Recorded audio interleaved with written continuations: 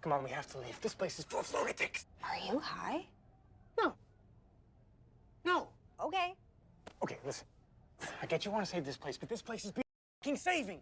Des, are you okay? Wait. I just wanted to taste it. Okay. You spilled my soul.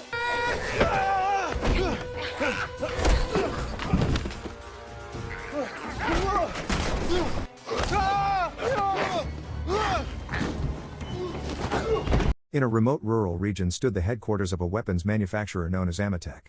Desmond, an employee in the finance department, was once again late for work and had also forgotten his access pass.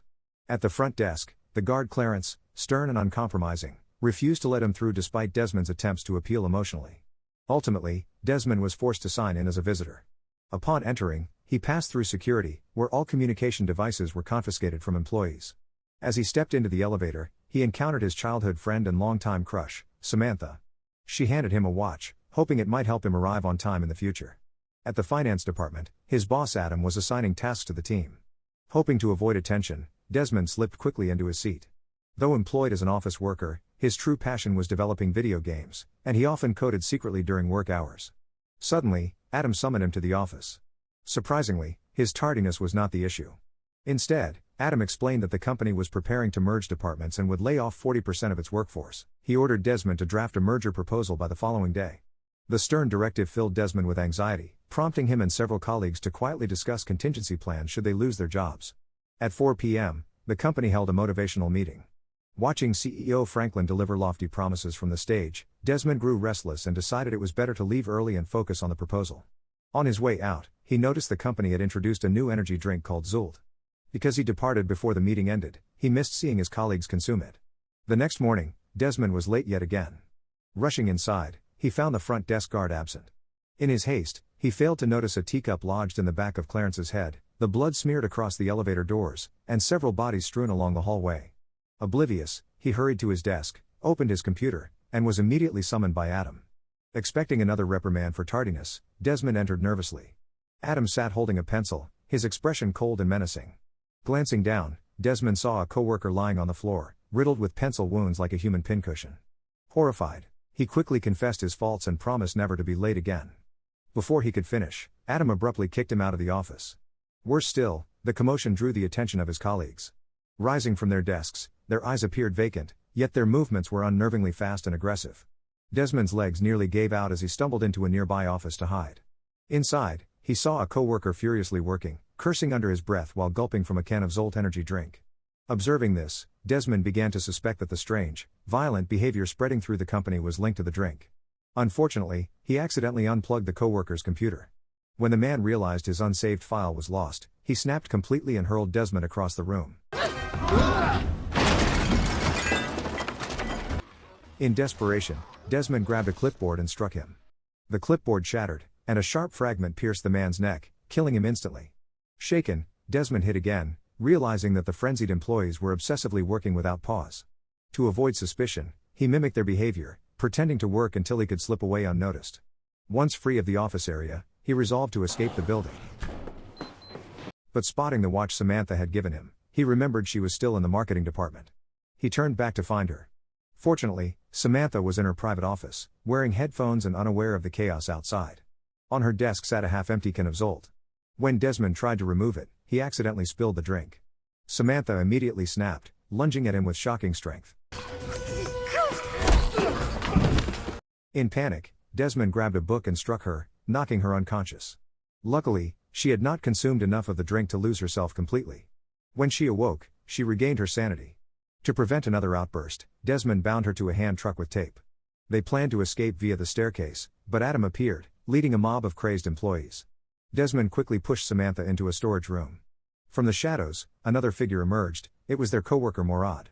Because he was fasting during Ramadan, he had not consumed Zolt and was unaffected. He joined their small survival group.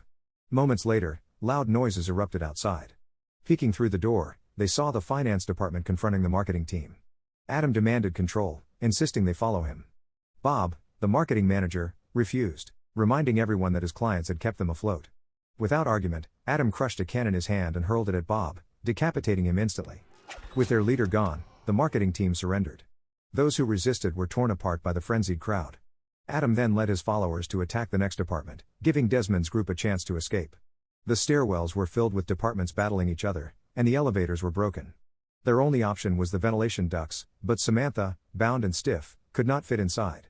Desmond proposed breaking a window instead. He lifted a printer and smashed it against the glass.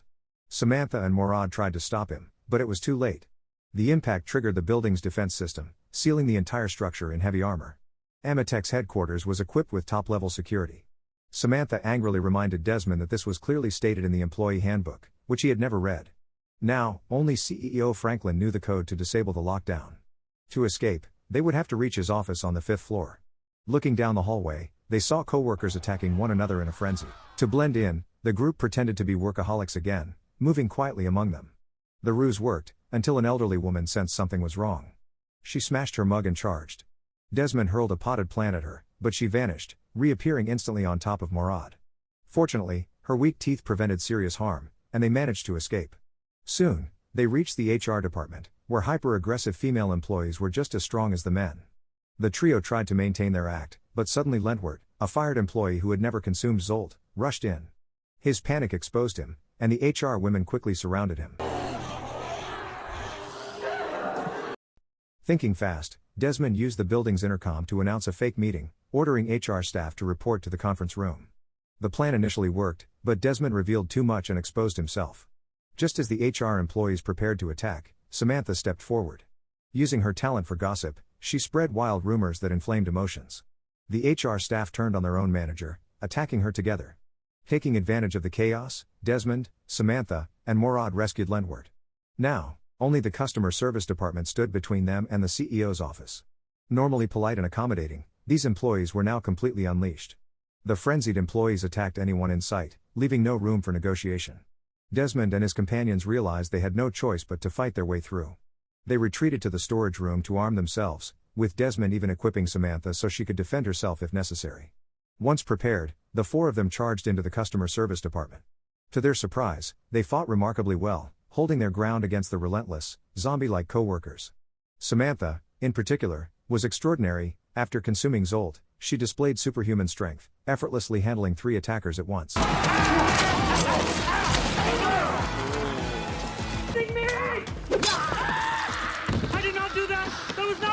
At that moment, a surviving employee rushed toward Desmond, warning him not to drink the Zolt energy drink.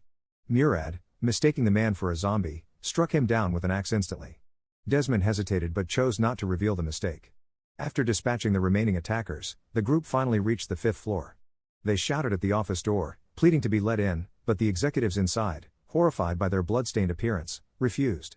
Just then, a janitor opened a side door, and the 4 forced their way inside. Desmond immediately confronted Franklin, demanding to know what was in the drinks. Franklin explained that Zolt was originally developed as a combat drug for the military, but the first batch had gone terribly wrong and was locked away in the warehouse. He claimed ignorance as to why employees transformed into zombies after consuming it. Thinking of Samantha's infection, Desmond urgently asked for an antidote. Franklin casually admitted he had never considered creating one. Furious, Desmond prepared to attack, but Franklin arrogantly reminded them that the building's defense system was linked to his fingerprint. Without his cooperation, no one could leave. Before Franklin could finish boasting, Adam arrived with a mob of zombified employees. His murderous expression revealed years of resentment toward Franklin. Yet Franklin remained calm, confident in the supposedly indestructible office door built by national security experts. Adam, however, knew the truth from reviewing expense reports. The walls were merely cheap drywall. A few blows with a sledgehammer shattered them instantly. Desmond and his group hid in the back room while Franklin armed himself with a rifle, attempting to repel the attackers. Overwhelmed, he cursed as he tried to reload, but Adam sliced his arm, causing the gun to fall. Without hesitation, Adam seized the weapon and shot Franklin dead. As chaos unfolded, Desmond shouted that they had already resigned, but Adam ignored him. He severed Franklin's hand to unlock the defense system, leaving 2 minions behind to kill Desmond's group. With only 1 bullet left, Desmond devised a desperate plan. He fired a perfect shot that eliminated all the attackers at once. Though the immediate danger was over, Samantha's condition worsened. The virus was clearly spreading through her body. They needed the antidote urgently. Desmond brought Samantha to the R&D department, where they encountered Chief Scientist Nicholas. After questioning him, they finally learned the truth. Franklin had pressured Nicholas to deliver the combat drink within 2 weeks, but his request for raw materials had been delayed in the finance department. Forced to substitute chemicals, Nicholas inadvertently created the corrupted version of Zolt, which turned people into zombies.